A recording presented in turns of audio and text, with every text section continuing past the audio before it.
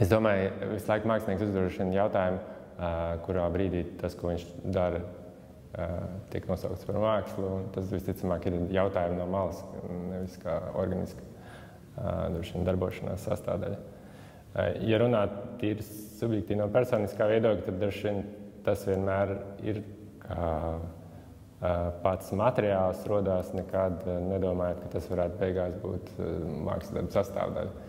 Mākslas darba sastāvdaļa vairāk ir pēc tam no tā materiāla, kas ir tapis, visticamāk citu interešu vai citu apstākļu dēļ. Un tā māksla formulējās droši vien tajā augšējā posmā, kas ir saistīts ar to, ka tā darbošanās ir daudz maz apzināti, mēģinātu pilnveidot savas spējas, artikulēt, būt māksliniekam un kaut ko parādīt arī no tā, par ko tiek domāts un par ko tiek interesēts. Bet es domāju, man drīzāk interesē vairāk tas, kas netiek definēts kā māksla, bet droši vien pēc tam top par materiālu mākslā. Es domāju, tam, ko sauc par mākslu, tam tā vietai ir minimāla nozīme.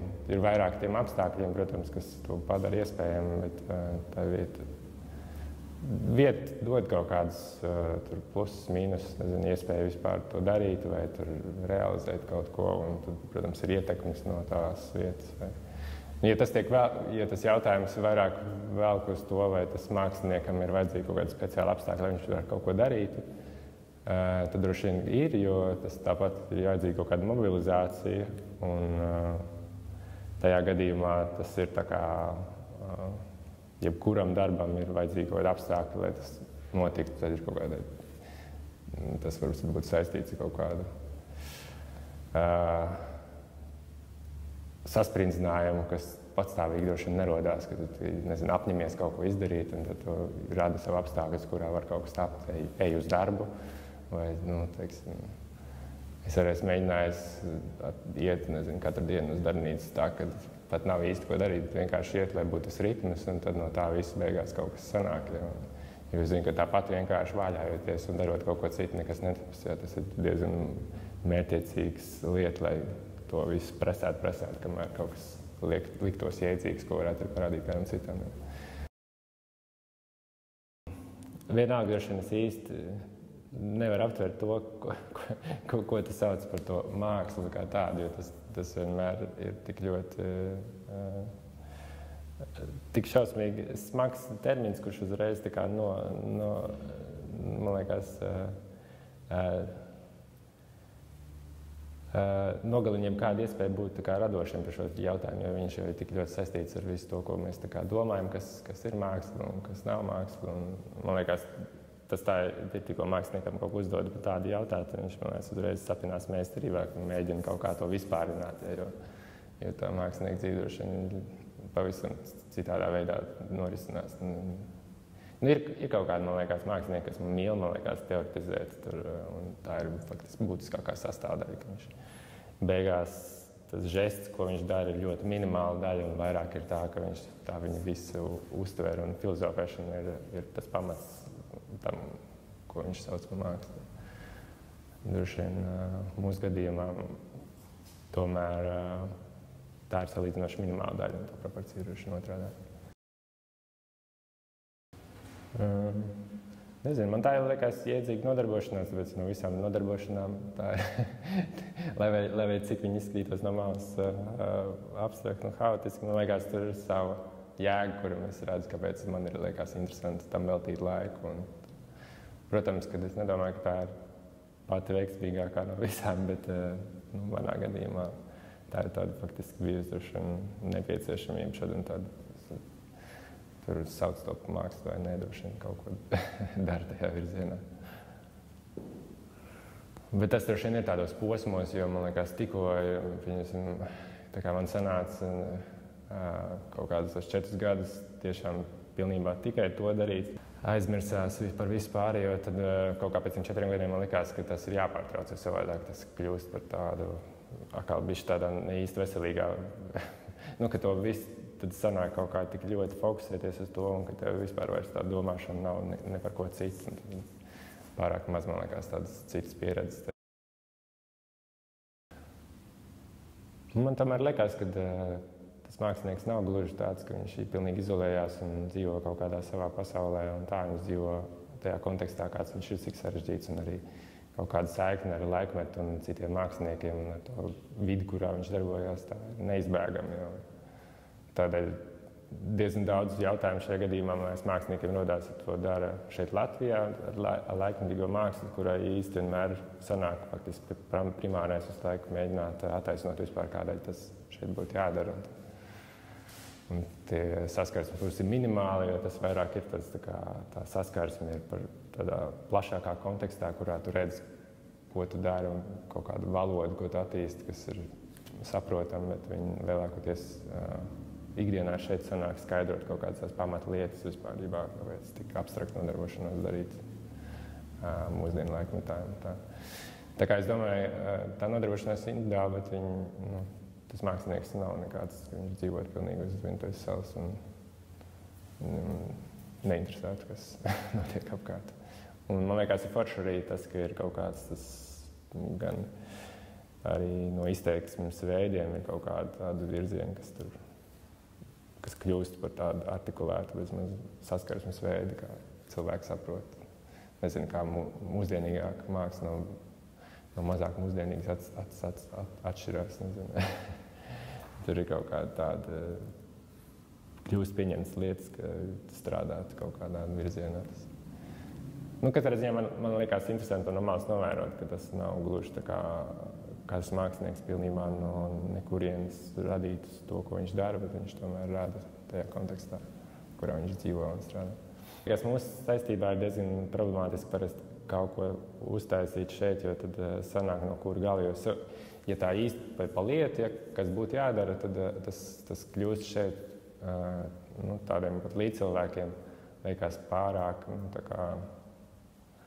nezinu, kā lai tas pārāk atsaldēt, kad mēs tā kā runājam valodā, kurai nav nekāda sākuma, viņš ir tikai saprotams ļoti cilvēkiem, kas varbūt interesējās par to. Ja,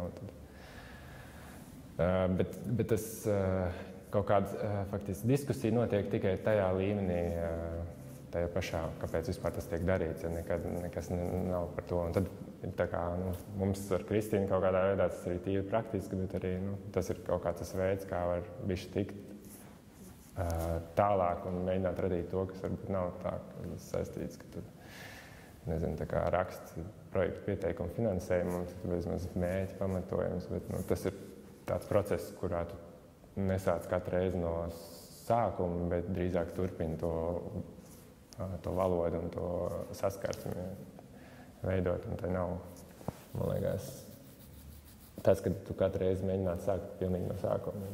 Tas ir tāds turpinājums kaut kādam procesam, kas varbūt iegūst jēgu tikai no to, ka tu to patstāvīgi dari. Un dzīves laikā, piemēram, tev interesē kaut kādas lietas, un tu viņas attīst, un viņas varbūt iegūst jēgu tikai to, kad viņas tiek atkārtotas vairākas reizes. Man liekas, tas arī ir pierādījies, ka daudz visstrakākās idejas, viņas kļūst arī citiem saprotams tikai to, ka kāds ir neatlaidīgi to turpinājis darīt, jo sākumā tas pilnīgi liekas ļoti intuitīvi un tā kā ļoti abstrakt, bet pēc tam tas jau kļūst par tādu izteiksmes veidu, ko citi saprot. Tieši ar to. Nezinu, ir, teiksim, mēs arī pieņemsim salīdzinājumā kaut kādā popmūzikā, nezinu, vienam izpildītājam viņš izpildot visu laiku krāta galvu, ja, un tas sākumā liekas kā ļoti dīvainība, pēc tam, nezinu, pēc laika viņš to 20 gadiem jau visi krāta galvas, kas tāds veids, ka neatļaujam sastādījumu. Vizuāli mākslā kaut kā līdzīgi, tu vari ņemt daļu ko, un ja tu to pārliecinoši attīsti, tad, man liekas, tas kļūst jau par tādu izteiktos veidu. Un, man liekas, tas ir tas interesantams, ka tu vari iet to, ko vispār nekad nav ņēmies un kaut ko no tā izlobīt. Tādu, ko citi arī notic. Katrā ziņā mēs neejam kopā uz darbnīcu un nedomājam kopā idejas. Tas vairāk ir tāds, ka Tā kā mēs esam, man liekas, arī diezgan dažādi personāži, tad ir tieši tā kaut kāda sadursme mūsu starpā vai nepiekriešana, kurā rodās kaut kas trešais, kas mums šķiet labs esam. Un kas man kaut kā, mēs esam visādi daram, un ir kaut kādas lietas, kas ir vairāk tā kā piederīgas droši vien vienam vai otram autoram, bet man liekas, mēs esam iepriekš arī darojušies pilnīgi atsevišķi, un tā kā ir kaut kādi darbi, kas tapuši kopā, bet tad atkal ir tāda tā kā saimniecības dalīšana, tāpēc mums liekas interesanti, ka tas tā kā tā ir mūsu darīšana, kādā veidā mēs tiekam tur galā katru reizi. Un tas tieši arī tās lomas, varētu teikt, ka mainās diezgan daudz. Bet pārsvarā ir tas, ka ir kaut kāds tas arhīvs, kas top neatkarīgi no tā. Un tad, ja mēs runājam par to profesionāli mūsu izpildes kā māksliniekiem, tad caur izstādēm tas parasti ir, ka mēs mēģinām caur mūsu diezgan atšķirīgiem viedokļiem izlodīt kaut kādas lietas. Un parasti ir tā, ka tā ir papildināšana notiek kaut kā apzināti, neapzināti vienam otram. Bet ir tādas lietas, kur tā kā mēs diezgan ilgi esam kopā, kas notiek tā, ka dažreiz liekas, ka mēs miņājamies uz vietas kaut kādām mēnešiem, un dažreiz tā, ka caur to pusvārdu tur vispār nepaskaidrojot ļoti abstraktos veidos, tu tiec diezgan tālu, teiksim, kaut kāda ideja domāšanā.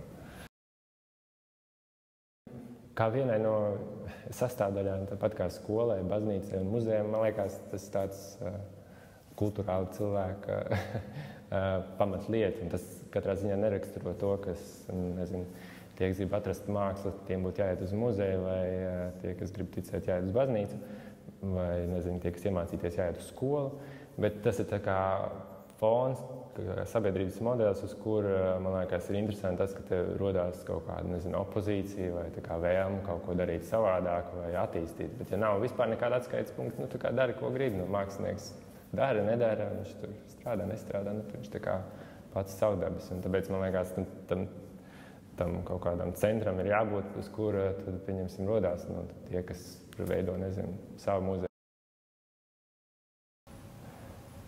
Nu, man liekas, vislabākais ir tas, ka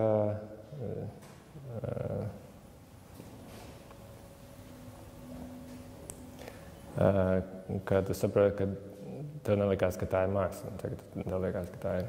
Nu, tas, ka tev sagatavo, satver nesagatavota. Jo tas, kas jau ir, tu zini, kas ir, tad man liekas, tā vairs nav māksla. Tā ir mākslas vēsture. Māksla ir tas, kas, man liekas, jā, kas nav vēl nosaukts par mākslu. Ideālā gadījumā. Īsu mirkli visticamāk. To, ko mēs pārsvarā redzam, tas jau ir mākslas vēsture. Tikko tu nosauc vārdos tā, vai viņš vairs nav.